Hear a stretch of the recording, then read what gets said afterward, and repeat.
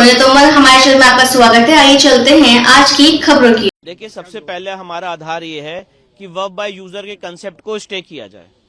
अब आज amendment act आया है। इस अमेंडमेंट एक्ट से हम लोग नाखुश हैं क्योंकि हमारी उम्मीदें बहुत ज्यादा थी। उस उतनी उम्मीदों पे अमेंडमेंट एक्ट नहीं आया, थोड़ा उसमें काफी चीजें हमारे उम्मीद के हिसाब से रह गई।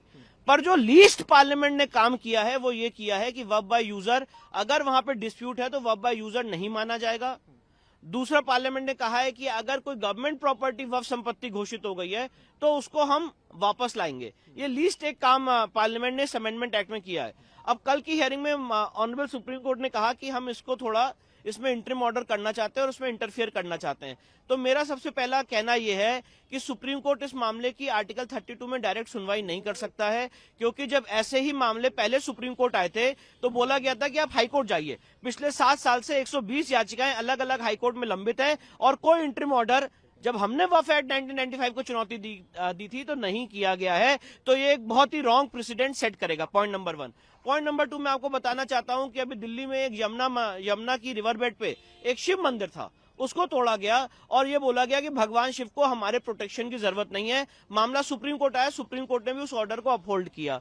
तो मैं ये बात कहना चाहता हूं कि जब मंदिर बाय यूजर नहीं हो सकता है, चर्च बाय यूजर नहीं हो सकता है, गुरुद्वारा बाय यूजर नहीं हो सकता है, तो ये वर्ब बाय यूजर कैसे हो सकता है? और वर्ब बाय यूजर के कंसेप्ट को स्टे करना चाहिए और इस कंसेप्ट के आधार पे जितनी संपत्ति गलत ढंग से ली गई है उसको वापस लाने की कार्रवाई होनी चाहिए। इंटरिम ऑर्डर ये होना चाहिए, ये बात हम कोर्ट के सामने रखेंगे।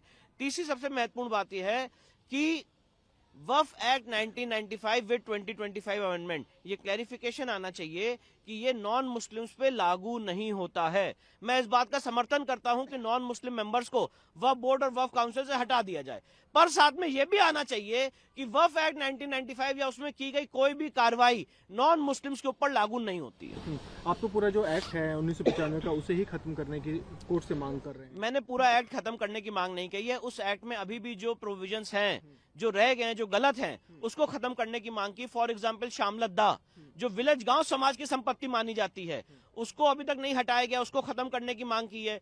सेक्शन 6 में जो पर्सन एग्रीव्ड शेप्ड यूज्ड है, जिसकी श्रेणी में नॉन मुस्लिम्स भी आते हैं, उसको खत्म करने की मांग की है। सेक्शन 8 में टैक्स पेयर्स के मनी को वक्फ के सर्वे में उपयोग करना का जो प्रावधान है उसको खत्म करने की मांग की है। सेक्शन आपका 36 जिसमें डबल रजिस्ट्रेशन का प्रोविजन है, कोई अपॉर्चुनिटी ऑफ हियरिंग देने का प्रोविजन नहीं, उसको खत्म करने की मांग की है। सेक्शन 41 में फिर से रजिस्ट्रेशन का प्रोविजन है, उसको खत्म करने की मांग की है। इंक्रोचमेंट हटाने के लिए जो एक स्पेशल पावर दी गई है सेक्शन 52, 53, 54 में, उसको खत्म करने की मांग की है। वक्फ ट्राइब्यूनल को खत्म करने की मांग की है। सेक्शन 89 में वक्फ के खिलाफ केस फाइल करना है तो नोटिस देना पड़ेगा, उसको खत्म करने की मांग की है। सेक्शन 101 में वक्फ को जो पब्लिक सर्वेंट का दर्जा दिया गया है, वक्फ बोर्ड के जितने लोग हैं उनको खत्म करने की मांग की है। तो इन सारे फिर मांगों पे भी सुप्रीम कोर्ट का हमारा निवेदन है, सुनवाई होनी चाहिए और इस पे भी इंटरिम ऑर्डर पास होना चाहिए। सर, कल भी सुप्रीम कोर्ट का रुख था कि एक इंटरिम आदेश जो है जारी कर दिया जाए, तो आज उसे रुकवाने के लिए आपकी क्या मुख्य दलील है? मेरा सबसे पहला कहना यह है कि जब हिंदू समाज का मंदिर तोड़ा जाता है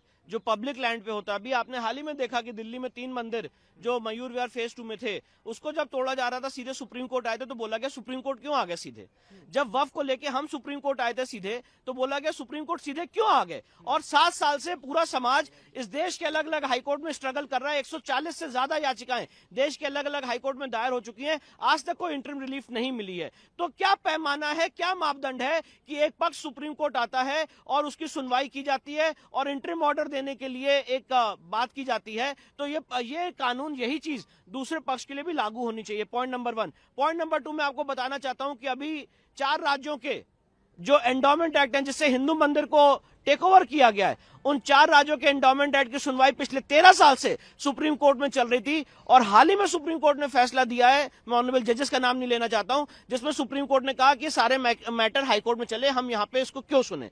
तो जो ये एक बात है कि हम यहां पे डायरेक्टली इसको क्यों सुने, ये सवाल इस केस में क्यों नहीं पूछा जा रहा है, ये सारी बातें हम कोर्ट के सामने रखेंगे। तो क्या संभावना यह है कि जो रेलेवेंट हाई कोर्ट है उनके पास भेज दिया जाए? मेरा ये प्रपोजिशन है, मेरा ये सजेशन है कि सारे मामले एक हाईकोर्ट में भेज दिए जाएं और उसकी कॉन्स्टिट्यूशन बेंच बना दी जाए और उसकी 6 महीने के अंदर सुनवाई हो जाए।